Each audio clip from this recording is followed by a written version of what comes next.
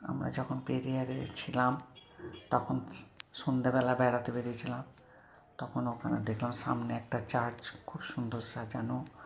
বাকি তো পুরো বাজারটা এরকম লাইট টাইট দিয়ে সাজানো ছিল।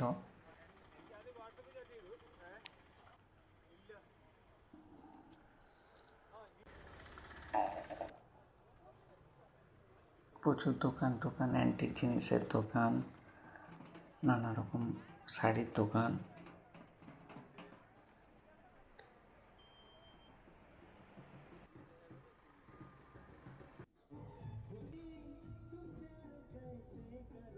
এটা পরের দিন সকালে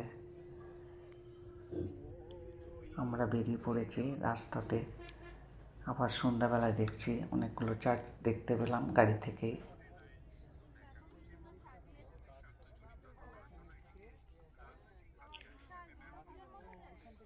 ওখানে কিছুক্ষণ পরপরই প্রচুর চার্চ দেখতে পেলাম, মানে কয়েক কিলোমিটারের মধ্যে মধ্যে প্রচুর চার্চ।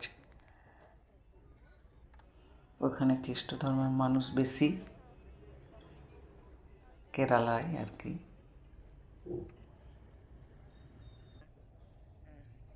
এই যে চার্চ আরেকটা বেরোচ্ছি।